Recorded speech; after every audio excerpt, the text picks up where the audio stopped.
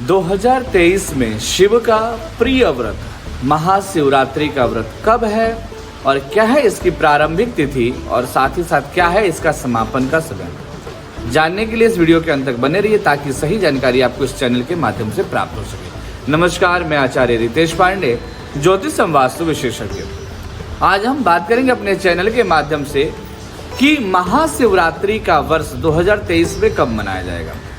तो हिंदू पंचांग के अनुसार 2023 में महाशिवरात्रि का जो पर्व है वो 18 फरवरी दिन शनिवार को मनाया जाएगा। अब हम बात करेंगे इसके प्रारंभिक समय के बारे में। तो यह तिथि जो है 18 फरवरी दिन शनिवार को रात्रि 8:02 से प्रारंभ होके अगले दिन रविवार को 19 फरवरी 2023 के दिन सायं 4:18 तक है। शिवरात्रि का तात्पर्य होता है रात्रि वेला। तो ऐसे में यह महाशिवरात्रि का जो व्रत है वह 18 फरवरी को मनाया जाएगा।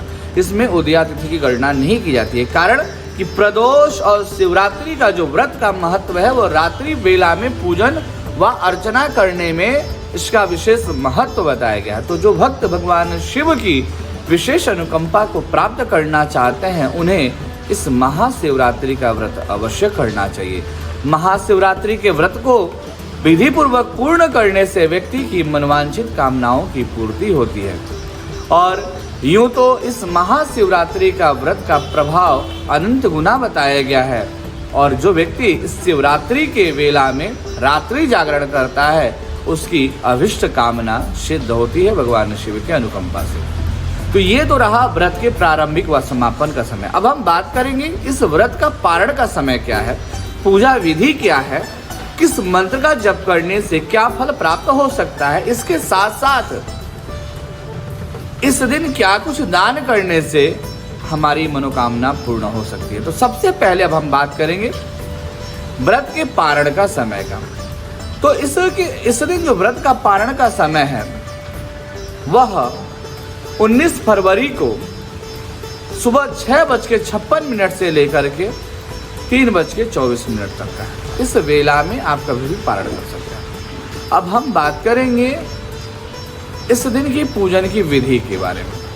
देखिए, सबसे पहले आप स्नान आदि से निवृत्त होकर कोई भी व्रत करना हो, आपको व्रत के दिन आपको सूर्योदय से पूर्व उठकर स्नान आदि से शौच आदि से निवृत्त होकर शुद्ध वस्त्र पहने और अपनी पूजा की थाली को व्यवस्थित करें। पूजा की थाली में क्या क्या होना चाहिए ये बहुत बड़ा महत्वपूर्ण जानकारी है आपके लिए। पूजा की थाली में गंगाजल, जल, पंचामृत, दूध, दही, शहद, घी, शक्कर, इस पांचों चीजों को या तो आप मिला लें या पृथक पृथक अलग अलग या सामग्री एकत्रित कर लें। और इसके साथ साथ रोली, हल्दी, अक्षत, पुष्प, सुगंधित पुष्प आदि और खिला हुआ ताजा पुष्प हो, बिल्वपत्र हो, दुर्वा हो, कलावा हो, भांग, धतूरा, इस प्रकार से यह पत्र और पुष्प के साथ धूप, दीप, नैवेद्य में भगवान शिव को खीर का प्रसाद अति प्रिय है और शिवरात्रि पे भगवान को खीर का प्रसाद और फलों में वैर का प्रसाद जो है अवश्य अर्पण करना चाहिए। वैसे तो ऋतु फल, सभी प्रकार के ऋतु फल भगवान को अर्पण करना चाहिए। और पूजन की थाली में कमलगट्टा अवश्य रखें। कमल पुष्प या कमलगट्टा, विशेष मनोकामना की पूर्ति करनी हो तो कमलगट्टा व कमल का पुष्प भगवान शिव को अवश्य चढ़ाएं। और जिस व्यक्ति को संतान का सुख नहीं है उन्हें बेल पत्र के ऊपर 108 बेल पत्र के ऊपर राम नाम का शब्द लिखकर अष्टगंध से भगवान शिव को एक एक बिल्व पत्र भावपूर्वक अर्पण करने से शीघ्र ही संतान का संयोग बनेगा। अब हम बात करेंगे इसकी पूजन की विधि के बारे में। पूजन की ये तो रही सामग्री, अब बात करेंगे पूजन की विधि। तो सबसे पहले मंदिर जाएं और भगवान शिव के दरबार में पहुंचने से पूर्व उनके चौखट पे साष्टांग प्रणाम करें। स्त्रियां जो है घुटनों के बल प्रणाम करें और पुरुष वर्ग साष्टांग प्रणाम करके वहीं भावपूर्वक भगवान से प्रार्थना करें, हे प्रभु शिव, हम आपकी अनुकंपा को प्राप्त करने के लिए इस महाशिवरात्रि का इस विधि पूर्वक, जिस विधि पूर्वक आप व्रत करना चाहते हैं उस विधि पूर्वक उन मन में संकल्प करें और अपनी मनोकामना बोलते हुए वहां से उठे और भगवान को सर्वप्रथम जल से स्नान करें। और जल किसको सबसे पहले चढ़ाना है तो गणेश जी को। सबसे पहले जल गणेश जी को, फिर गौरा माँ को, कार्तिक जी को, नंदी जी को, सर्पराज को और फिर सबसे बाद में शिव जी को। इसी क्रम से भगवान को पंचामृत से स्नान कराएं, फिर पुनः जल व गंगा जल से स्नान कराकर उन्हें श्रृंगार करें। श्रृंगार करने के लिए उनको वस्त्र अर्पण करें, चाहे आप कलावे का वस्त्र अर्पण करें या अगर आप संपन्न हैं तो भगवान को पूर्ण वस्त्र अर्पण करें, गमछा, धोती, जो भी आपसे संपन्न हो सके।